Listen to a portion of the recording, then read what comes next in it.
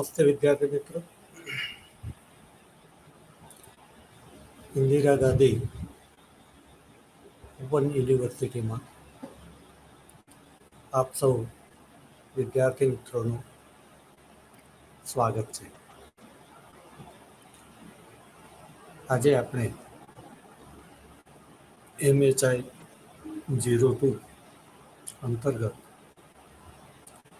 આધુનિક વિશ્વના ઇતિહાસમાં ક્રમશઃ કેવી રીતે આપણે આધુનિક બનતા જઈએ છીએ, કેટલી પ્રગતિ થાય છે અને હજી ક્યાં કંઈક સુધારો કરવાની જરૂર છે અને કેવી રીતે સુધારા થઈ રહ્યા હતા, કેવી રીતે પરિવર્તન આવી રહ્યું હતું, એની આપણે વાત કરીશું. આપણે અગાઉના વ્યાખ્યાનની અંદર વાત કરી હતી કે નવજાગૃતિથી જે જાગૃતિ આવી નવા પ્રકારની, અને કેવી રીતે વધારે ને વધારે માનવીઓને આપણે પ્રતિકૂળતાઓમાંથી મુક્ત કરીને અનુકૂળતાઓ તરફ લઈ જઈએ એ માટે પ્રયાસો કરવામાં આવ્યા. એ પ્રયાસોની અંદર નવજાગૃતિનું મુખ્ય લક્ષણ જિજ્ઞાસા વૃત્તિ, એને ખૂબ મહત્વનું પ્રદાન કર્યું.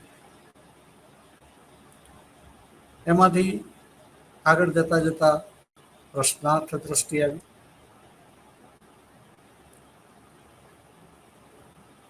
સાથે સાથે પોતાના હકની વાત કરવામાં આવી, માનવતાવાદ આવ્યો, ઉપયોગિતાવાદ આવ્યો, ઉદારમત આવ્યો, બુદ્ધિવાદ આવ્યો, ઘણા બધા પરિવર્તનો આવ્યા. લોકો નવેસરથી વિચારવા લાગ્યા અને પોતાના અંતરાત્માના અવાજ પ્રમાણે પરલોકને બદલે આ લોકની અંદર સુખ કેવી રીતે પ્રાપ્ત કરી શકાય એના અનુસંધાનની અંદર વિચાર અને વર્તન કરવા લાગ્યા. જેમ જેમ આગળ વધતા ગયા કેટલાક સારા પરિણામો પ્રાપ્ત થયા, કંઈક નવા અવરોધો ઉત્પન્ન થયા. એ અવરોધોને પણ કેવી રીતે દૂર કરીને આગળ વધવું, સમયની માંગ પ્રમાણે એની અંદર પરિવર્તનો કરવામાં આવ્યા. આપણે જોયું કે નવજાગૃતિથી જે ચિંતન શરૂ થયું એમાં સૌથી મહત્વની ઘટના ધર્મ નું જે રીતે વહન થઈ રહ્યું હતું, ધર્મ સુધારકો દ્વારા, ધર્મગુરુઓ દ્વારા, ધર્મના વાહકો દ્વારા, અને એને પરિણામે સમાજની અંદર એક સ્થગિતતા આવી હતી. પ્રજાના ઘણા બધા વર્ગને સહન કરવું પડતું. એનું જીવન જાણે કે બંધાઈ ગયું હતું. એમાંથી ધર્મ સુધારણાનું જે આંદોલન શરૂ થયું એને પરિણામે ખૂબ ખૂબ મોટો બદલાવ આવ્યો. એવું નથી કે બધા લોકો જે છે એમની તકલીફો દૂર થઈ ગઈ, પણ ખૂબ મોટો બદલાવ આવ્યો. જે લોકો ધર્મના વાહકો હતા એમનામાં પણ પરિવર્તન આવ્યું, અને જે લોકો એની અંદર પરિવર્તન કરવા માંગતા હતા એમનામાં પણ તક મળતા એમણે પણ પરિવર્તન કર્યું. આગળ જતા આપણે જોયું કે એની અંદર નવા પરિબળો, ખાસ કરીને ભૌગોલિક શોધખોળો આવી, વાણિજ્યવાદ આવ્યો, સંસ્થાનવાદ આવ્યો, સામ્રાજ્યવાદ આવ્યો. આ બધાને પરિણામે રાજા શક્તિશાળી બન્યો, અને સાથે સાથે કહીશું કે એને બનાવ્યો. એવું લાગ્યું કે જો રાજા શક્તિશાળી હોય તો આપણા પ્રશ્નો જે છે એનું સમાધાન થઈ શકે તેમ છે, એનો ઉકેલ આવી શકે તેમ છે. રાજાને મજબૂત બનાવ્યો, રાજા શાહી મજબૂત બની. પરંતુ જેટલા પ્રમાણમાં પ્રજાએ આશા રાખી હતી એટલું સુપરિણામ ના આવ્યું. પરિણામ, સારું પરિણામ જરૂર પ્રાપ્ત થયું, પણ જેટલું આવવું જોઈએ એટલું ન આવ્યું. ધીમે ધીમે રાષ્ટ્રવાદ ઉત્પન્ન થયો. રાષ્ટ્રવાદની સાથે સાથે લોકશાહી આવી. લોકશાહી આવી છતાં લોકોનું ભલું ન થયું એવું નહીં કહ્યું, થયું. જેટલું થવું જોઈએ એટલું ન થયું. પરિણામે લોકશાહીની જગ્યાએ પણ કોઈક નવા પ્રકારની શાસન વ્યવસ્થાની આવશ્યકતા લાગી. કાર્લ માર્ક્સ જેવા વિચારકના વિચારને પરિણામે રશિયાની અંદર સૌ પ્રથમવાર સામ્યવાદી શાસન વ્યવસ્થા આવી.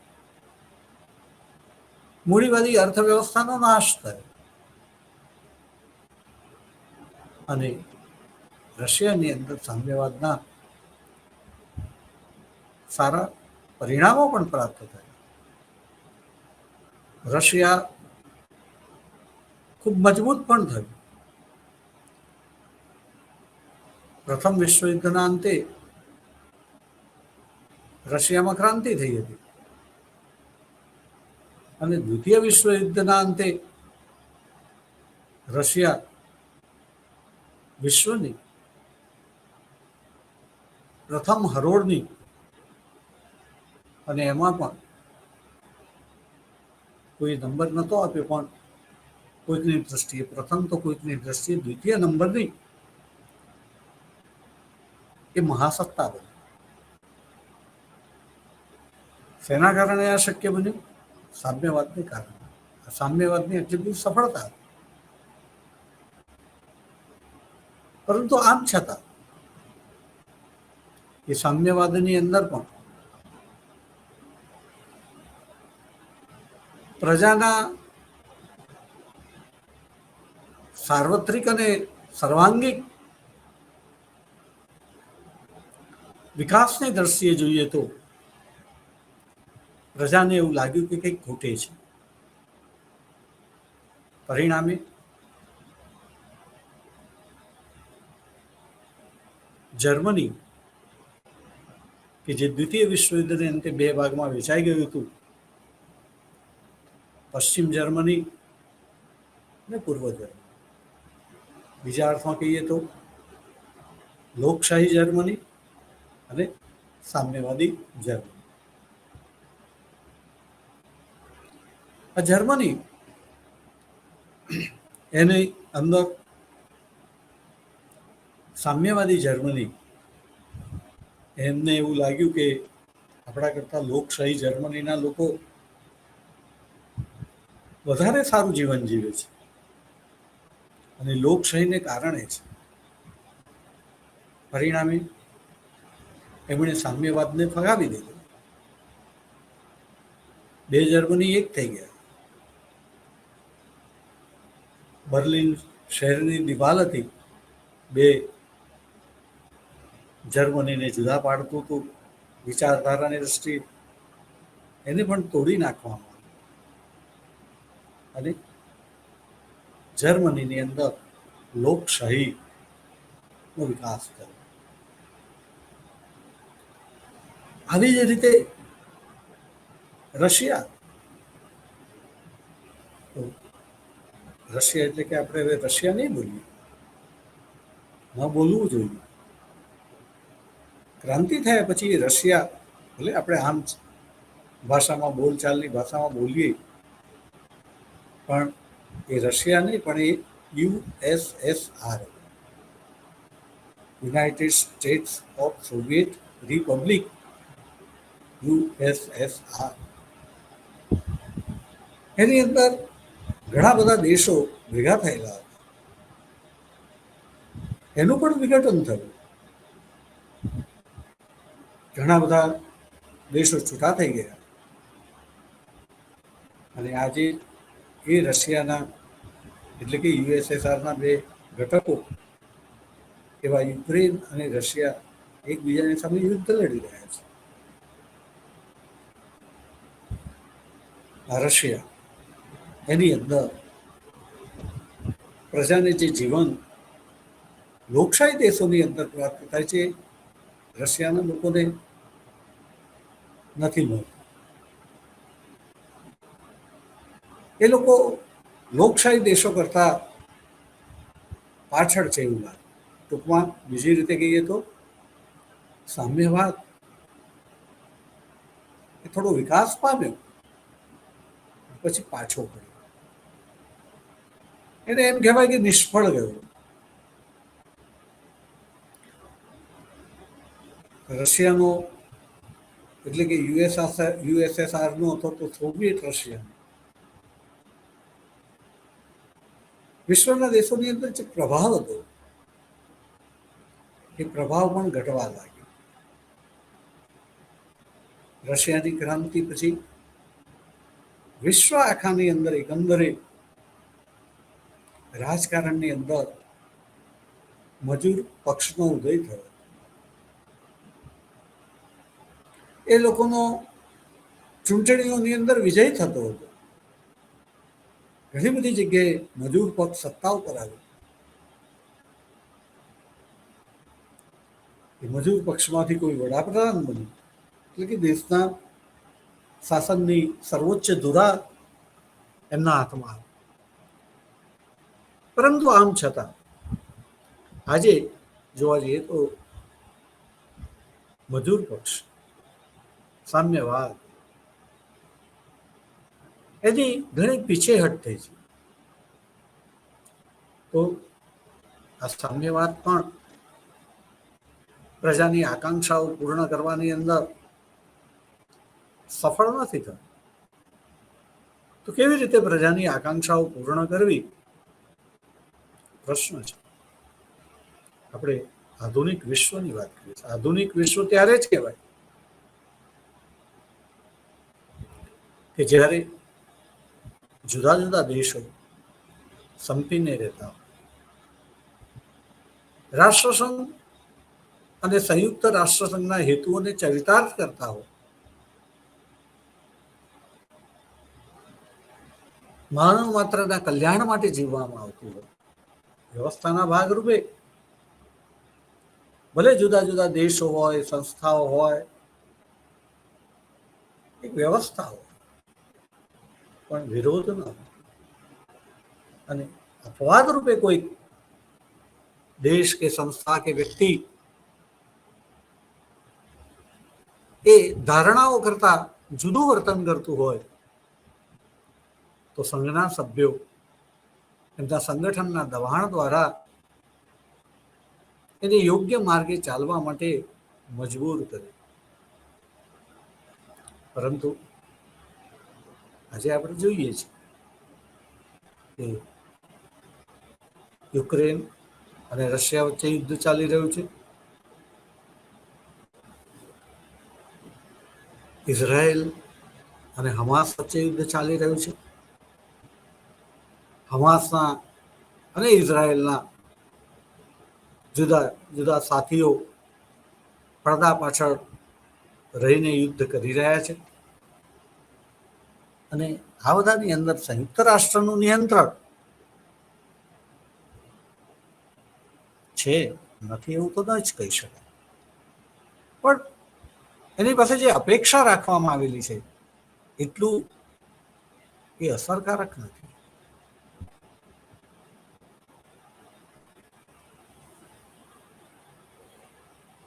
એ કોઈ દેશો ઉપર પોતાનો સારી રીતે પ્રભાવ પાથરી નથી શકતો. અને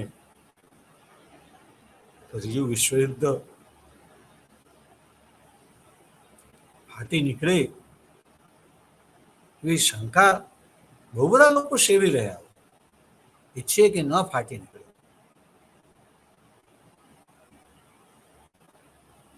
કારણ કે આપણે આધુનિક થવાનું છે. તો મિત્રો, આજે કઈ વિશ્વમાં ઘટનાઓ ઘટી રહેલી છે, એ ઘટનાઓ ઘટે છે એ જ બતાવે છે કે હજી આપણે આધુનિક નથી થઈ રહ્યા. પણ તેમ છતાં આપણે જેટલા પણ આધુનિક થઈ રહ્યા છીએ, જે રીતે આધુનિક થયા છીએ એની આપણે થોડીક વાત કરીએ તો આપણે જોઈશું કે આધુનિકતા તરફ ગતિ કરવાની અંદર ઇંગ્લેન્ડની રક્તવિહીન ક્રાંતિનું ખૂબ મહત્વ છે, કે જેણે એક વ્યક્તિના શાસનની જગ્યાએ અનેક વ્યક્તિના હાથમાં શાસનની ધુરા છે. બીજી રીતે કહીએ તો કેન્દ્રીકૃત શાસન વ્યવસ્થાની જગ્યાએ વિકેન્દ્રીકૃત શાસન વ્યવસ્થા જે છે એની શરૂઆત કરી. એના સારા પરિણામો પ્રાપ્ત થયા. અમેરિકાને એ સારા ફળ ચખાડવાની અંદર ફ્રાન્સે અગત્યની ભૂમિકા ભજવેલી. પરિણામે ફ્રેન્ચ સૈનિકો જ્યારે અમેરિકન ક્રાંતિની અંદર સફળતા મેળવીને પાછા આવ્યા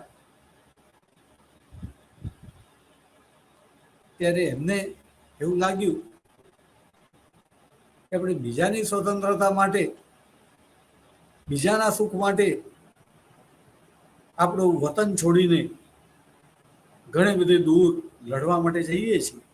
આપણે યાદ રાખવાનું છે, ઘણી બધી દૂર એ આપણે આજનો સમય ન હતો. વિમાનની શોધ નથી થયેલી. એ વખતે સમુદ્ર ઉપરના જહાજો હતા, આટલા સલામત ન હતા, આજના જેટલી સ્પીડ ધરાવતા ન હતા. તો એ જવાનો ઘણો જુદો હતો આજના કરતા. એની અંદર વાહન વ્યવહારના સાધનોની ઝડપ, સુરક્ષા ખૂબ આજ કરતા ઓછા હતા. અને પરિણામે એ અંતર આજે છે એ ગણિતની ભાષામાં તો એટલું જ છે, પણ મુસાફરી કરવાની દ્રષ્ટિએ સ્પીડને કારણે એ ઘણું જ મોટું હતું. સામાન્ય માણસની કલ્પના બહારનું હતું. અને છતાં જ્યારે ફ્રેન્ચ સૈનિકો, એમને એવું લાગે કે આપણે આટલી દૂર કોઈકની સ્વતંત્રતા માટે જતા આવીએ, કોઈકના સુખ માટે જતા આવીએ, અને આપણા ભાઈઓ પાસે સ્વતંત્રતા ન હોય, સુખ ન હોય, કેવી રીતે ચાલે? પરિણામે ફ્રાન્સની અંદર જે લોકો પરિવર્તન કરવા ઈચ્છતા હતા એમને ફ્રાન્સના સૈનિકો કે જે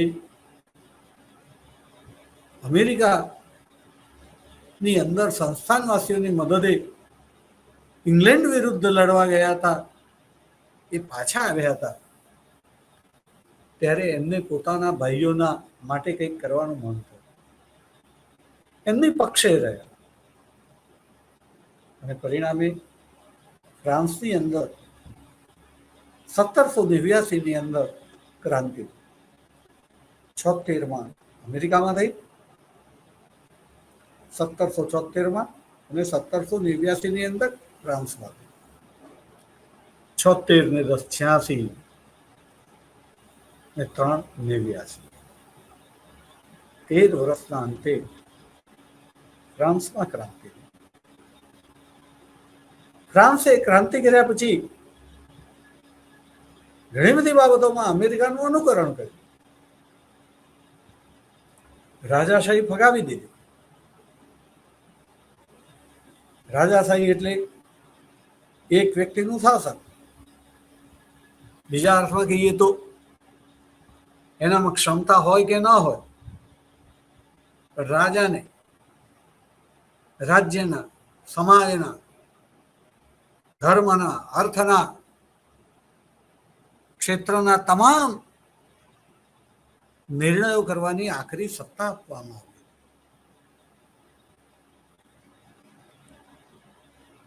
રાજાનો નિર્ણય અંતિમ નિર્ણય ગણાતો. રાજામાં એ નિર્ણય કરવાની આવડત હતી કે નહીં એ જુદો પ્રશ્ન છે, પણ આવડત હોય કે ન હોય, ક્ષમતા હોય કે ન હોય, સત્તા એની પાસે.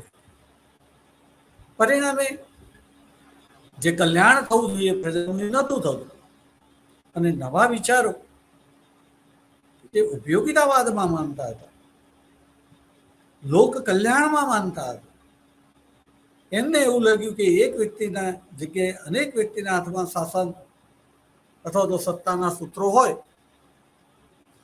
તો પ્રજાનું કલ્યાણ વધારે સારી રીતે કરી શકાય. અને આ કારણથી ફ્રાન્સની અંદર ક્રાંતિ પછી કોઈને રાજગાદીએ બેસાડવામાં ના આવે. ઉલટું જે જૂના રાજા અને રાણી હતા એમની હત્યા કરી નાખવામાં આવી અને રાજાશાહી કે જેમાં એક વ્યક્તિનું શાસન હોય એની જગ્યાએ અનેક વ્યક્તિઓની બનેલી ડાયરેક્ટરી જે છે એના હાથમાં સત્તાના સૂત્રો આવે. પરંતુ બીજી બાજુ આપણે યાદ રાખવાનું છે કે ફ્રાન્સમાં જે કંઈ થયું એને પરિણામે યુરોપના અન્ય દેશો ચોંકી ગયા હતા.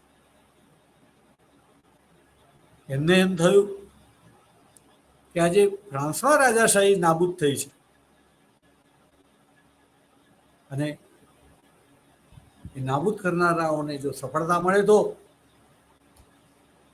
એનો ચેપ આપણા દેશમાં પણ લાગે.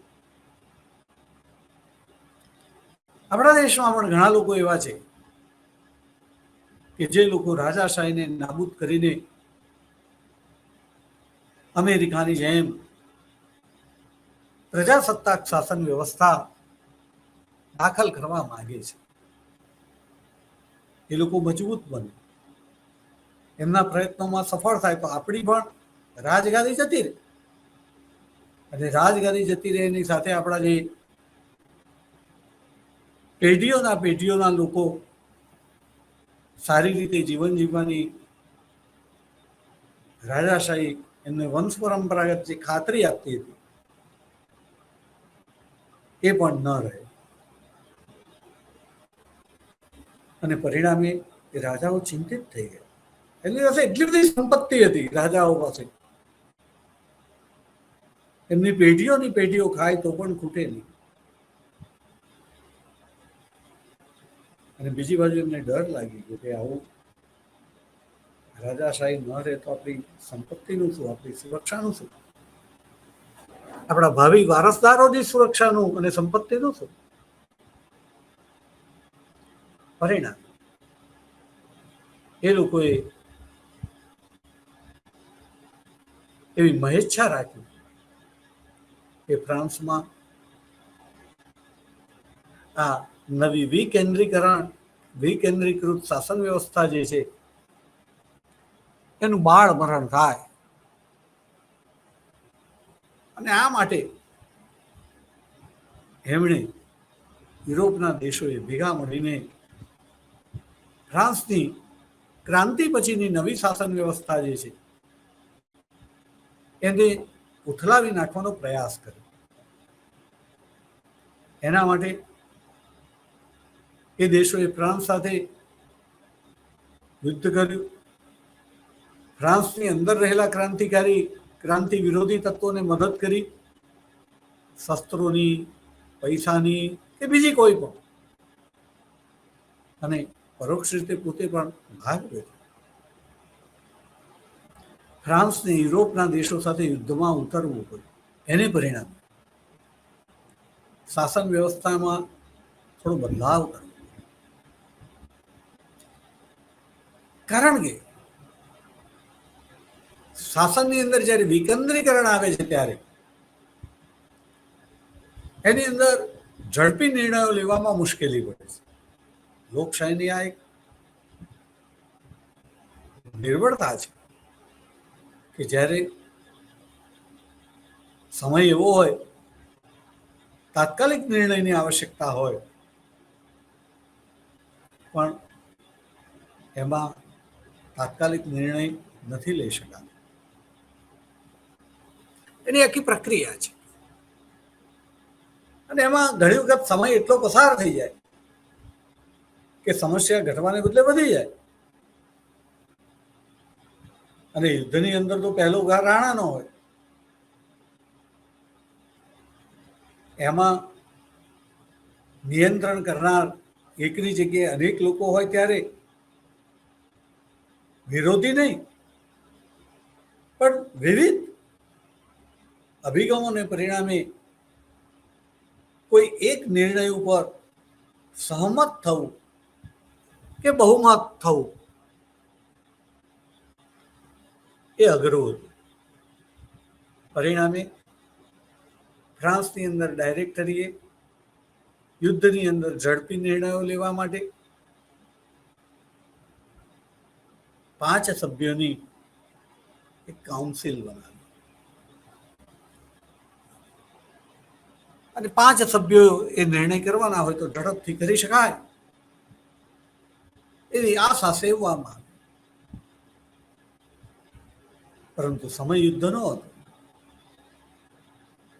ફ્રાન્સ આખું યુરોપ સાથે લડી રહ્યું હતું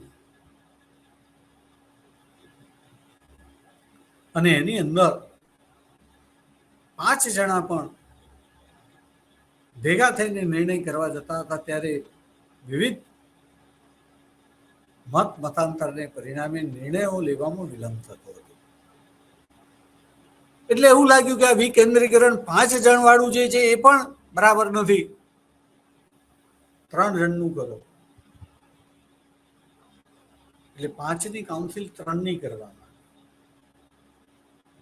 આવું કેમ થયું તો આપણે એ સભ્યને પણ વિદ્યાર્થી મિત્રો યાદ રાખવાનું છે કે લોકો જે પ્રકારે જીવવા ટેવાઈ ગયેલા હોય છે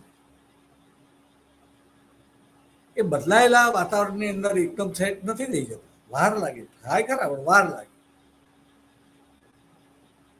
અને હજી રાજાશાહી ઘણી ઢોકળી હતી. એની અંદર ઝડપી નિર્ણયો, એના સારા પરિણામો વિશે ખબર હતી.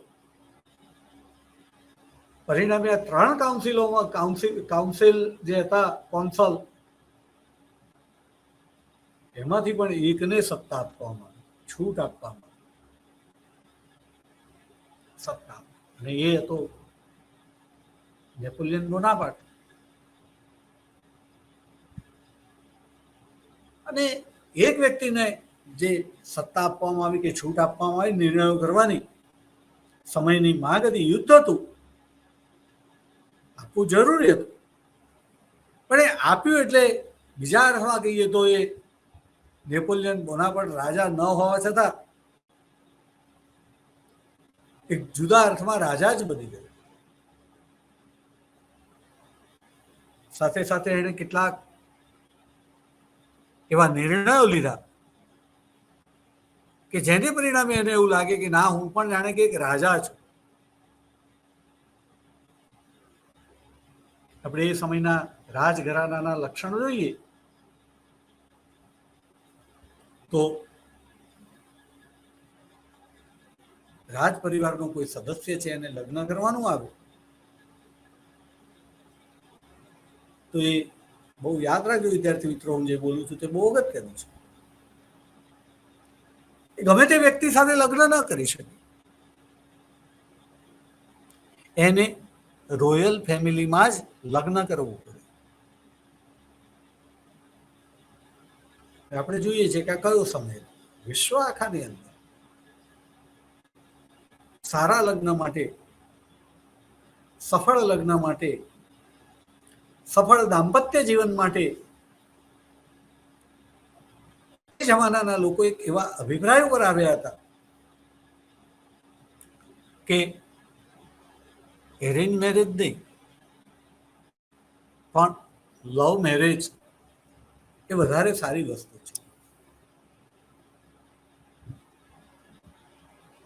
જે છોકરા ઉંમરની દ્રષ્ટિએ પુખ્ત થયેલા છે એ હવે પોતાનો જીવનનો નિર્ણય કરવા માટે સક્ષમ છે.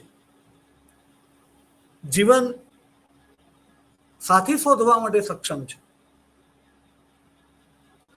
જીવન સાથી એમના પસંદગી પ્રમાણેનું હોય તો જીવન સુખી થાય. અન્યથા એક સ્ત્રી અને એક પુરુષ જાણે કે મશીન બની રહે છે. એની અંદર મનોભાવની આપલે જે થવી જોઈએ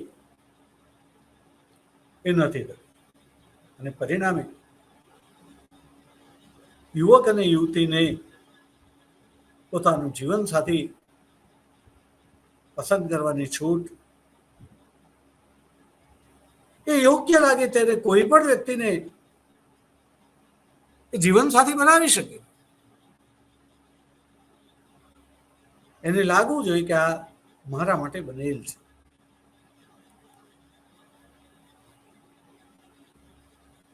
આ વાતને સ્વીકારવામાં આવે, પણ જો તમે રોયલ ફેમિલીમાંથી આવો છો અને તમારે લગ્ન કરવું છે તો જે વ્યક્તિ, ટૂંકા છોકરો કે છોકરી એ રોયલ પરિવારના નથી તો એની સાથે લગ્ન નથી કરી શકાતું. કન્ડિશન છે કે હા, કરાય ના કરાય એવું નહીં, પણ જે વ્યક્તિ રાજગાદી ઉપર બેસવાની હોય એ વ્યક્તિ રોયલ ફેમિલી સિવાય જો લગ્ન કરે તો એને રાજગાદીનો ત્યાગ કરવો. વિદ્યાર્થી મિત્રો, આ વાત એ છેક હું ભૂલતો ના હોય તો 20મી સદી સુધી ચાલુ રહી. ઇંગ્લેન્ડની અંદર આજે પણ રાજાશાહી છે. હા, એ રાજાશાહી પહેલા જેવી નથી. 1688 થી નિર્ણય કરવાની સત્તા એટલે કે રાજ કરવાની સત્તા પાર્લામેન્ટ પાસે જતી રહી છે. રાજા એનું આપણા રાષ્ટ્રપતિ જેવું સ્થાન છે. તમામ નિર્ણયો રાજાની સંમતિથી લેવામાં આવે છે, રાજાના નામે લેવામાં આવે. એ રાજ પરિવારની અંદર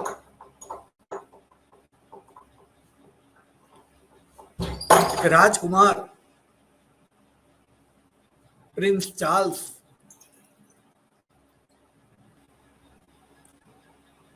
મોનિકા લેવિન્સ્કી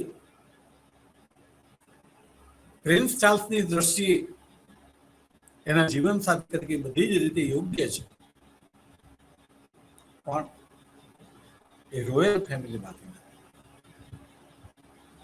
અને પરિણામે એ છોકરીને પ્રેમ કરી શકે છે, લગ્ન નથી કરી શકતો. બંનેનો પ્રેમ બહુ વર્ષો સુધી ચાલ્યો.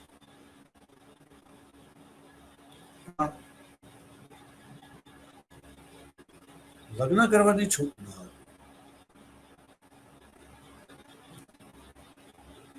પણ પછી છેલ્લા કેટલાક વર્ષો પહેલા એમાં થોડું પરિવર્તન આવ્યું, સારું પરિવર્તન આવ્યું. અને પ્રિન્સ ચાર્લ્સને મોનિકા લેવિન્સ્કી સાથે લગ્ન કરવાની છૂટ મળી. એના રાજકુમારના બધા જ અધિકારો સાથે છૂટ મળી એ હું બોલું છું એ ખોટું છે. છૂટ સમયને ધ્યાનમાં રાખીને આપવી પડી હતી એમ કહીએ ચાલશે. છૂટકો ન હતો, છૂટ આપી ખરી, પણ જે રાજઘરાના જે વડીલ સભ્યો હતા એના લગ્નમાં હાજર નતા રહ્યા. તું લગ્ન કર, અમે વાંધો નથી લેતા, અમે લગ્નમાં નહીં આવ્યા. એટલે એક પ્રકારે કહીએ તો અડધી મંજૂરી હતી, પણ છતાં મંજૂરી મળી એ અગત્યનું છે. આજે પ્રિન્સ ચાર્લ્સના લગ્ન થઈ ગયેલા છે, પણ એમને બહુ જ રાહ જોવી પડી. કેનો ભાવાર્થ એ છે કે એ સમયે રાજાનું લગ્ન રોયલ ફેમિલીમાં જ થતું હતું, અને એ દ્વારા એ પોતે બીજી પ્રજા કરતા કંઈક જુદો છે. રોયલ પરિવાર, રોયલ બ્લડ એ કંઈક જુદું છે, વિશિષ્ટ છે, એવી વાત હતી. આ 20મી સદીમાં 21મી સદી સુધી જો આ વાત ચાલતી હોય તો આપણે વાત કરવી છે 18મી સદી, 19મી સદીની શરૂઆત. નેપોલિયન બોનાપાર્ટ પોતે ફ્રાન્સની અંદર પ્રથમ કોન્સલ હતો, પણ એ વખતના શાહી પરિવારોની સમકક્ષ થવું હોય તો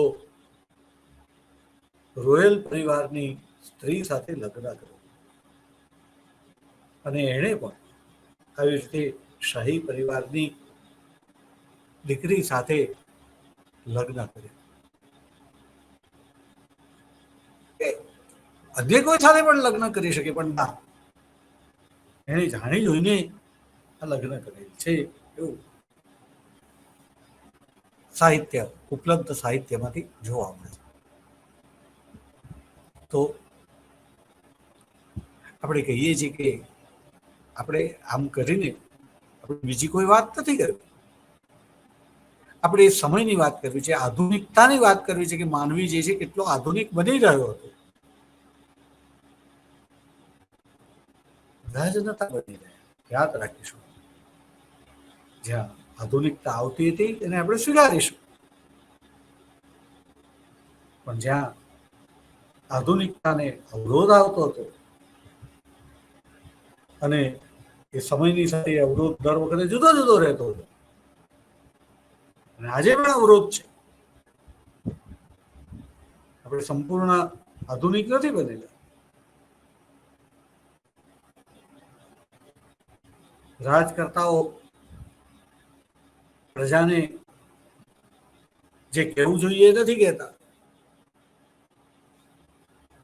પોતાના લાભમાં હોય તે કે પ્રજાને ગેરમાર્ગે પણ દોરે. 21મી સદીમાં એવો નેતા કેવી રીતે ચાલે કે જે પ્રજાને ગેરમાર્ગે દોરે?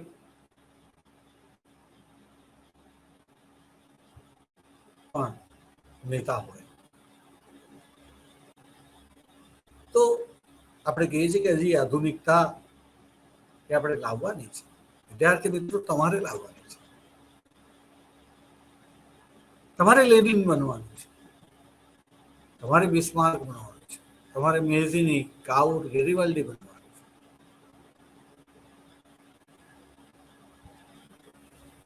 તો આપણે કહીશું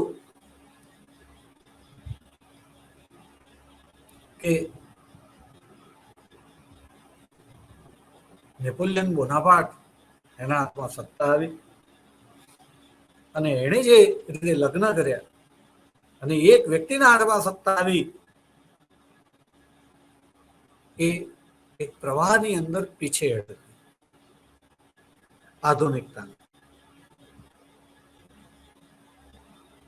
બીજી બાજુ આ જ નેપોલિયન બોનાપાર્ટ ફ્રાન્સની ક્રાંતિના વિચારો યુરોપ ભરની અંદર ફેલાવે છે.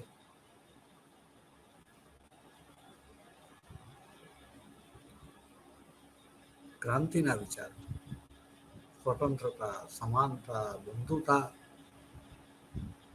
એના પાયામાં છે. માનવતાવાદ, બિન સાંપ્રદાયિકતા, લોકશાહી, રાષ્ટ્રવાદ, ઉપયોગિતાવાદ, વ્યક્તિવાદ અને હજી ઘણું. તો નેપોલિયન બોનાપાર્ટ એણે એને જે કર્યા કરતા એને કરવા પડ્યા અને પછી કર્યા, લગભગ એણે યુરોપના બધા દેશો પર જીત મેળવી લીધી અને એ બધા દેશોમાં એણે ક્રાંતિના વિચારોને ફેલાવ્યા. પણ ફ્રાન્સમાં શાસન વ્યવસ્થાનો પ્રકાર કયો? તો ઇતિહાસની દ્રષ્ટિએ, સમયના પ્રવાહની દ્રષ્ટિએ કેન્દ્રીકૃત શાસન વ્યવસ્થાની જગ્યાએ વિકેન્દ્રીકૃત શાસન વ્યવસ્થા, એટલે કે રાજાશાહી શાસન વ્યવસ્થાની જગ્યાએ લોકશાહી શાસન વ્યવસ્થાની પ્રક્રિયાની એક શરૂઆત થઈ હતી. એનું જે વહેણ નીકળેલું હતું, એ વહેણની અંદર બીજા વહેણાઓ, બીજા ઝરણાઓ જે છે એના વહેણને અંદર જોડવાનું, એમાંથી એક નદીનું સ્વરૂપ ધારણ કરવાનું હતું. અને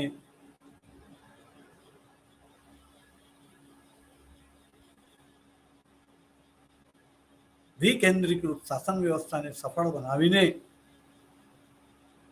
પ્રજાની આકાંક્ષાઓ, પ્રજાને એવું લાગે કે અમારું શાસન છે એટલે કે લોકોનું શાસન છે, ને લોકશાહી એટલે લોકોનું શાસન, લોકો માટેનું શાસન, લોકો વડે ચાલતું શાસન છે, એવું કરવાનું હતું. એમાં એણે આ સ્વતંત્રતા, સમાનતાના વિચારો ખૂબ ફેલાવ્યા. પણ બીજી બાજુ આપણે કહ્યું તે વહીવટ કેન્દ્રીકૃત કરી નાખ્યું, એટલે કે એક વ્યક્તિના હાથમાં સત્તા આવી ગઈ હતી, નિર્ણય કરવાની સત્તા. અને બીજી બાજુ એણે પ્રજાના અન્ય વર્ગમાંથી કોઈ છોકરી જોડે પ્રેમ કરવાને બદલે એ એવી છોકરી સાથે લગ્ન કરાવે છે કે જે રોયલ ફેમિલીમાંથી આવતી, આમ છતાં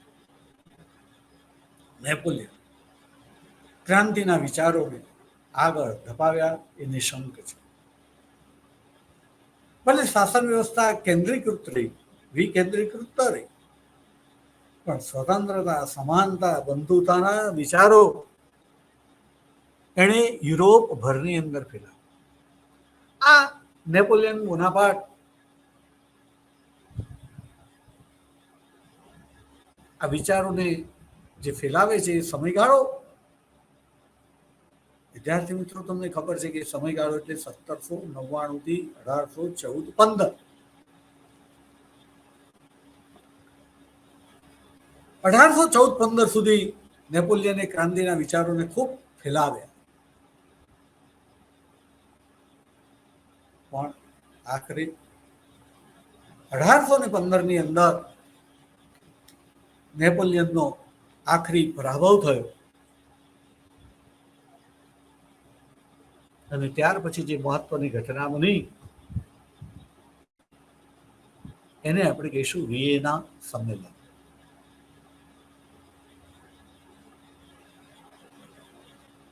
તો વિયેના સંમેલન પહેલાનો જે સમયગાળો છે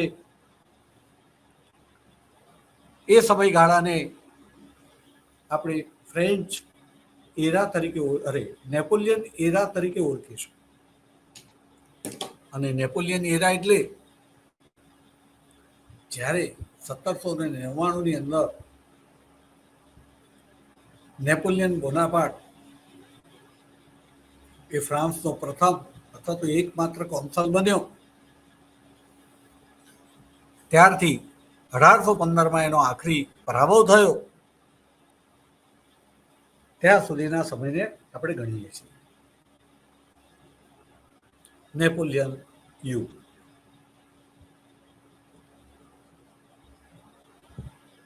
પરંતુ 1815માં નેપોલિયનનો પરાભવ થયો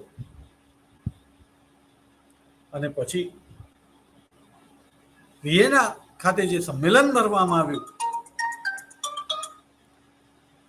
એ સંમેલન જે છે એ ખૂબ અગત્યનું છે. એ સંમેલનના હેતુઓ અને નિર્ણયો વિદ્યાર્થી મિત્રો તમને યાદ રહેવા જ, તમારી નજર સમક્ષ રહેવા શું હતા. તો સમયગાળો જે છે હજી સિંક્રોનાઇઝેશન એની અંદર થઈ રહ્યું. એની અંદર એક બાજુ પ્રજા અને વિચારો. પ્રજા એટલે અધિકારોથી વંચિત, સાધનોથી વંચિત, સારા જીવનથી વંચિત, એને આપણે પ્રજા કહીશું. અને વિચાર કે જે નવું પરિવર્તન આ પ્રજા માટે જ ઈચ્છતા હતા, અને એમ કરીને સમયને, વિશ્વને આધુનિક યુગની અંદર પ્રવેશ આવી તો દીધું હતું, પણ એ આધુનિક યુગને ખીલવવા માંગતા હતા સોળે કળાએ. અને માટે એ જે પ્રયત્નો કરી રહ્યા હતા, પણ હજી સાથે સાથે એવો સમય હતો કે જે આ પરિવર્તનોની વિરુદ્ધ રૂઢિ અથવા તો પરંપરા પ્રમાણે જે વ્યવસ્થા હતી એને ટકાવી રાખનારા પરંપરાવાદીઓ અથવા તો રૂઢિવાદીઓ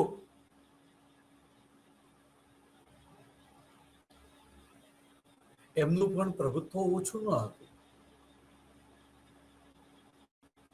પ્રજાનો બહુ મોટો વર્ગ હજી રાજભક્તિના વિચારો ધરાવતો હતો. રાજાશાહીની અંદર એને કોઈ તકલીફ ન હતી. શબ્દ વાપરું છું જાણી જોઈને, બરાબર, તકલીફ ન હતી. આજે 21મી સદીમાં પણ ભારતીય રાજકારણની અંદર બહુ બધી પ્રજા એને એવું લાગે છે કે પોતે કોઈક રાજા ના અંકુશ નીચે જીવવા માગે છે. અને પરિણામે આજે પણ 21મી સદીની પહેલી 25 પૂરી થવા આવી છે. છેલ્લું વર્ષ બાકી છે. ત્યારે પણ ઘણા બધા લોકો પ્રજા સાથે રાજા જેવું જ વર્તન કરે છે. રાજકીય પક્ષોને પણ ચૂંટણીની અંદર રાજઘરાનાના સભ્યોને ટિકિટ આપે તો એમની આસાનીથી ચૂંટાઈ જવાની શક્યતાઓ રહેલી છે. આજે પણ રાજઘરાનાના સભ્યો જે છે એમની પાસે ભૂતકાળના કારણે ઘણી બધી સંપત્તિ છે. આંખને આજી નાખે તેટલી સંપત્તિના આજે પણ એ લોકો માલિક છે. અને ચૂંટણી સિદ્ધાંતની દ્રષ્ટિએ કોઈ પણ વ્યક્તિ ઉમેદવાર બની શકે, ઉમેદવારી કરી શકે, પણ વ્યવહારની અંદર ચૂંટણી લડવા માટે જે ખર્ચ કરવો પડે એ પૈસા ન હોય ત્યારે એ મજબૂર બને છે. એની મર્યાદા આવી જાય છે. દરેક વ્યક્તિ કે જેની ઈચ્છા છે કે મારે ચૂંટણી લડવી છે,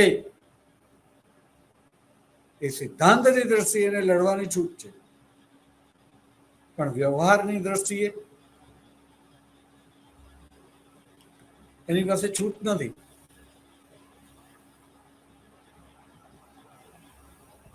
એ આર્થિક રીતે એટલો નિર્બળ છે કે કદાચ ચૂંટણીમાં એ ઉભો રહે તો બીજા સંપન્ન લોકોએ જુદા જુદા પ્રકારની વિદ્યાથી સામ દામ દંડ ભેદ વગેરે વગેરે એને ડરાવી ધમકાવીને ઉમેદવારી પાછી પણ ખેંચાવી, એને ખેંચવી પણ.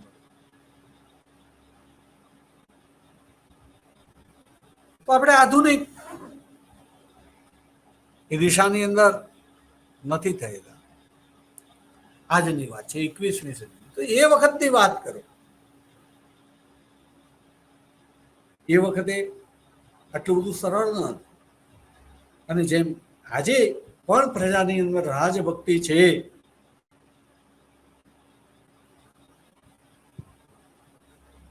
તમે આજના ઇલેક્શનની અંદરથી, આ વર્ષના ઇલેક્શનમાંથી જે કોઈ લોકો, એ રાજ્યસભા હોય, વિધાનસભા હોય, કોર્પોરેશન એટલે કે કોર્પોરેટરનું પદ હોય, બરોબર છે, તમે જુઓ કે કેટલા ટકા લોકો હજી પણ રાજ પરિવારમાંથી ઉમેદવારી નોંધાવે છે. હાર જીતની હું વાત નથી કરતો, ઉમેદવારી નોંધાવી છે અને એમને ઉમેદવાર તરીકે જુદા જુદા પક્ષો દ્વારા સ્વીકારવામાં આવે છે, આવકારવામાં આવે છે, કારણ કે રાજ પરિવારમાં છે. એટલે આજે પણ પ્રજાની અંદર રાજભક્તિ હોવાથી એમની ચૂંટાવાની શક્યતા વધારે છે.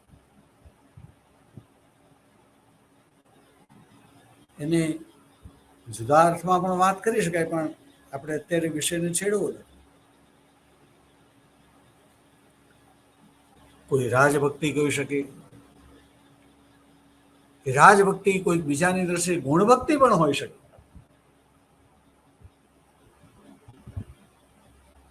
અને પરિણામે આપણે જોઈએ છીએ કે ઘણા રાજકારણીઓ, એટલે કે રાજકારણી છે જ નહીં,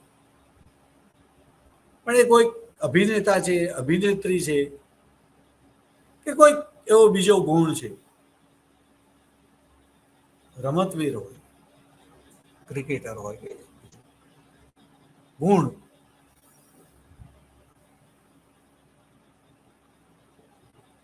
તો એની પાસે રાજકારણનું કોઈ બેકગ્રાઉન્ડ ના હોય. એ સફળ રાજનીતિજ્ઞ કે રાજનીતિના વિચારો પણ એની પાસે ન હોય, પણ આમ છતાં એને ટિકિટ આપવામાં આવે તો એની જીતવાની શક્યતા બહુ મોટી થઈ જાય. અને પરિણામે વખતો વખત આપણે જોઈએ છીએ કે બધા જ રાજકીય પક્ષો પોતાના પક્ષમાં આવી ગુણવાન વ્યક્તિઓ, ગુણ એટલે શું એની પણ ચર્ચા કરી શકાય, પણ આપણે અત્યારે જે અર્થમાં ગુણવાન કહીએ છીએ તમને ખબર છે. એ અર્થની અંદર ગુણવાન વ્યક્તિઓ જે છે એમને ટિકિટ આપે તો એ છૂટાઈ જાય છે. પેલો ગુણ છે રાજકારણ વાળો ગુણ નથી, રાજનીતિ વાળો ગુણ નથી. પોઝિટિવ અર્થમાં ટિકિટ આપી તો છૂટાઈ જાય. યાદ રાખવું, ભારત છે, ભારતનું ઇલેક્શન છે, અને ભારત એટલે દુનિયાનો બહુ મોટો દેશ. વસ્તીની દ્રષ્ટિએ, વિસ્તારની દ્રષ્ટિએ, પણ વૈવિધ્યની દ્રષ્ટિએ એવા દેશની અંદર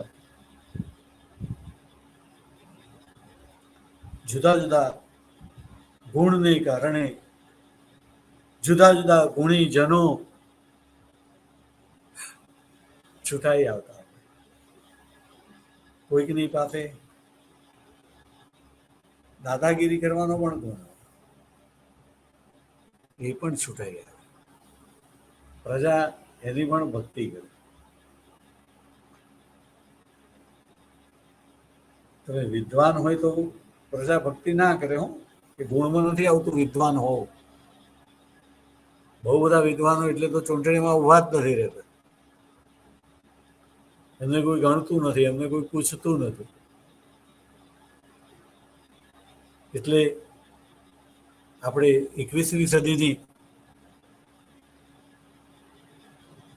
પહેલી 25થી પૂર્ણ થવા આવી હોય ત્યારના પણ ઉમેદવારો જે છે એમના શિક્ષણને જોઈએ તો એમનું ભણતર ઓછું, ભણતર વધારે હોય. ભણતર એટલે ડિગ્રી જેવું નથી, ભણતર પણ મારી વાત કરું છું. એ ભણતરની સાથે જો ગણતર ના આવ્યું હોય તો એ ભણતરને પણ હું ભણતર નથી કહેતો. અમારી શાળામાં પ્રાર્થના અમે બોલતા હતા, અમે પ્રાર્થનામાં કહેતા હતા કે ભણતર ગણતર એવું દેજે, ભણતરની સાથે ગણતર પણ દેજે. પણ આપણે કહીએ છીએ કે ભણેલા હોય, ગણેલા ના હોય, અને પેલા ભણેલા ના હોય પણ ગણેલા હોય, ગણતર હોય. ભણેલાને પણ ભૂ પીવડાવી દે. એ લોકો પ્રજાને સારી રીતે મેનેજ કરી શકતા. પરિણામે ટિકિટ એવા આવા ગુણિજન લોકોને જે છે પ્રાપ્ત થતી હોય. જુદી જુદી જગ્યાએ નોકરી માટે કે બીજા કોઈ માટે શિક્ષણ એક ક્રાઇટેરિયા હોય કે 5 ધોરણ પાસ, આ ધોરણ પાસ, ગ્રેજ્યુએટ, પોસ્ટ ગ્રેજ્યુએટ વગેરે વગેરે. રાજકારણમાં એ ન વિદ્યાર્થી મિત્રો, સમય થયો હોવાથી આપણે અહીંયા ટકવું છે. જય હિન્દ, ભારત માતા કી જય. વસુધૈવ કુટુંબકમ, કરબલા ભોગાત.